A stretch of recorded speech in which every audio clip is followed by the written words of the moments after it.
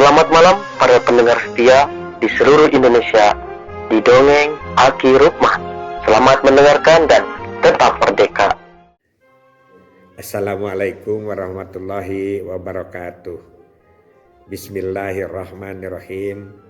Alhamdulillahilladzi anzala sakinata fi qulubil mu'minin liyazdadu imanama imanihim. Selamat malam en sampurasun anak incu aji kumaha sararehat. Alhamdulillah. Aki sehat. Kalau kemarin ada pertanyaan dari Pak Yuji, bukan dari Pak Yuji juga dari yang lain. Sekarang banyak ibu-ibu yang bertanya kepada Aki. Ki, yang dibahasnya kok lama itu adalah vasektomi. Bagaimana dengan tubektomi atau MOW atau alat kontrasepsi bagi wanita yang dulu disebut sterilisasi, dan alat-alat lainnya Ki dijelaskan gitu ceritanya. Baik ibu-ibu, ini ibu-ibu dari Posyandu nih yang nanya, dan beberapa orang bukan satu orang. Jadi pertama kali yang dijelaskan oleh kita kepada masyarakat tentang kontrasepsi itu adalah pil. Bertahun-tahun kita bercerita tentang pil. Tentu saja ada sedikit disembunyikan tentang kontraindikasi. Ini belak-belakan saja. Jadi kita cerita pil, mudah dan lain sebagainya. Itu tahun pertama.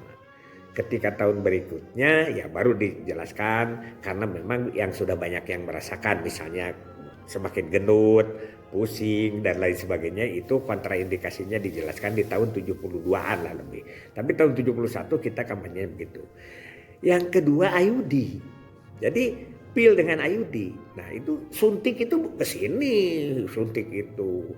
Oh, apalagi implan itu tahun 80-an lah ke sini ya itu. Dan jadi tahun awal itu adalah yang dijelaskan oleh kita itu adalah pil dengan segala tata cara kerjanya dan lain sebagainya. Yang agak disembunyikan adalah kontraindikasi. Punten ya, punten ya. Saya pertama itu pengalaman Aki. Yang kedua IUD. IUD juga biasa macam-macam namanya ya, dan diselimati. Ini ada pengalamannya. Pengalaman Aki, bibi Aki sendiri, bibinya istri gitu ya di sini nih, yaitu sudah anaknya sudah banyak, hampir 8. Sekarang mah pokoknya bibi mah bagaimana alo saja Kak. Jadi ke Aki itu nyebutnya alo. Akhirnya dibawalah dipasang IUD. Tapi setelah dijelaskan ada nanti ibu dipasang IUD, seminggu lagi kontrol, kayaknya sudah pulang KB, ada sedikit bercak atau perdarahan yang masih jalan, kemudian hantam oleh isu dan rumor. Wah ini dari tetangga, dari RT, dari RW. Padahal di lembur Aki, tapi Aki kan tidak tahu itu. Wah pokoknya mah susah lah gitu ditemuinya. Minggu depannya lagi diperiksa, ya dibawa lagi yang mana, coba diperiksa. Dia katanya tidak bisa hubungan suami istri, khawatir dan lain sebagainya. Setelah dibawa lagi sama istri itu dokter Sadali Suganda ya, itu kepala yang dokter itu datangnya itu kan seminggu sekali itu ke Aki itu hari Senin, karena dokter itu pegang 7 klinik, belum ada puskesmas. Jadi dokter itu sekabupaten Bandung itu tidak tiap puskesmas. Kalau sekarang mah sepuskesmas bisa 2-3 kan. Pada saat itu yang ada itu adalah perawat di situ ya. Perawat di situ tuh, bidan ada, perawat ada. Biasanya kepala kliniknya itu adalah perawat gitu. Nah, setelah seminggu datang, apa keluhan ibu? Oh, ini udah jantung berdebar. Belilah obat. Diberilah obat. Nah, ternyata dia pulang. Seminggu kemudian, wah, halo, pokoknya ibu mah mau dibuka saja. Karena apa? Ya itu pengaruh psikologis yang berat itu. Bawa lagi sama Aki ke dokter Sadali itu. Belum ada bidan yang masang waktu itu. Nah, oleh dokter Sadali ternyata pura-pura dicabut pura-pura. Nih ibu padahal ngambil IUD lain dimasukkan kepada obat merah gitu ya. Nih ini udah dicabut ya, Bi. Tenang saja pokoknya. Sekarang ibu pulang, nanti kalau ada lagi keluhan kesini lagi aja sebenarnya dengan alo dengan Pak Maman. Dan Aki kan terkenalnya Pak Maman.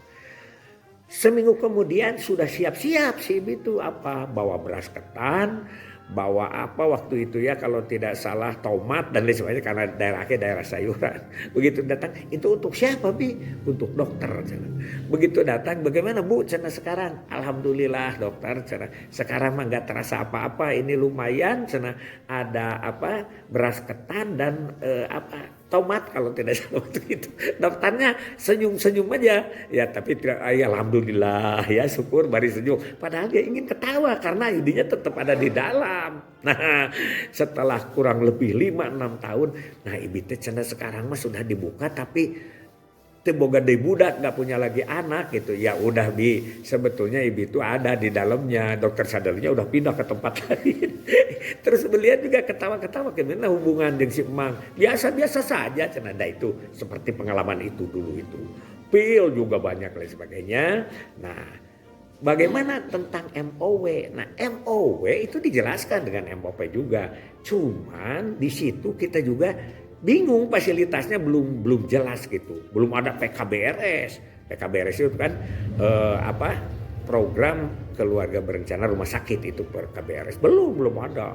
Nah, ini banyak tapi peminat karena ingin ber-KB itu perempuan lebih banyak, lebih tinggi. Malah justru suaminya yang melarang, ada apa lagi? Sebetulnya anak ibu-ibu yang sudah lebih dari anaknya 3-4 itu sudah lebih ingin, cuman karena ketakutan, takut ini makanya kita kampanyenya harus benar-benar tajam ya, benar-benar terurai. Nah akhirnya dapat aki itu karena perkebunan Kecamatan Pasir Jambu dan Ciwidey itu kan perkebunan di sana semuanya perkebunan teh terutama ya beberapa perkebunan. Aki waktu itu tugasnya di Pasir Jambu, perkebunannya ada Dewata, ada Ranca Bolang, ada Patuha, ada Parangong, ada updelingnya sampai ke Cileur itu di puncak gunung itu dingin sekali. Kampanye ke sana. Nah fasilitasnya ada dari perkebunan. Jadi dia itu digratiskan, tapi KB-nya tidak di Pasir Jambu. Tidak ada tempat layanan. Dibawa ke Bandung, yaitu ke kantor pusatnya perkebunan. Tapi pelayanannya di Rumah Sakit Hasan Sadikin. Dibayar oleh perkebunan pada waktu itu ya. Dan dia itu tercatat di F5KB-nya Jalan Kepatihan. Jadi Aki ada laporan baru perkembangan itu setelah 1976 di mana di situ adalah by name by address itu ya kalau sekarang mah yang disebut dengan R1 aneka itu dan itu laporannya F1 dalam. Jadi F5KB itu F5 klinik itu ya laporan klinik itu dibarengi dengan F1 dalam. Ya, laporan pengendalian lapangan berapa jumlah aseptor itu boleh dikirim F1 dalam itu walaupun di mana saja. Dulu itu seringnya perang adalah bagaimana klinik itu di mana saja. Misalnya Aki ceramah di daerah yang susah itu KB-nya yaitu di daerah agama. Tiba-tiba dia itu menentang ke kita. Tapi ternyata setelah dia mau, dia ber-KB tapi tidak di kecamatan Aki karena malu dengan kita sudah ada sesuatu yang agak sedikit tegang gitu. Misalnya mereka orang Pasir Jambu di Ciwidey atau di Soreang. Begitulah tempo dulu. Jadi kontrasepsi itu yang pertama kali adalah pil dan IUD yang diperkenalkan oleh kita kurang lebih 5 tahun 6 tahun baru ke situ suntik. Nah itu agak lebih mudah ya suntik itu. Nah baru tahun 80-an implan. Sedangkan MOW dengan kalau MOP kan kemarin sudah dibahas dari tahun 60-an juga banyak walaupun susah. Itu adalah juga dari perkebunan yang banyak. Nah yang kedua adalah MOW lebih diminati tapi fasilitas ya bagaimana kemana dan lain sebagainya kita masih rada bingung waktu itu ya sekarang kan paling banyak itu MOW itu ya karena memang dari dulu juga peminatnya mah banyak kalau MOW mah ya tidak terlalu susah bagi mereka-mereka yang anaknya sudah banyak yang tidak terlalu ditakut-takuti oleh hal-hal yang lain ya yang mempengaruhi itu begitu sejarahnya ibu-ibu ya jadi sekarang lanjutkan aja pokoknya 2 anak cukup. Si Aki mau berkembang. Sekarang mah tidak begitu Ki, pembangunan keluarga oke. Aki kan hanya mengingatkan tempo dulu, ini jadul. Supaya apa? Supaya kita landasannya tidak kemana-mana. Oke? Maaf ya. Assalamualaikum warahmatullahi wabarakatuh.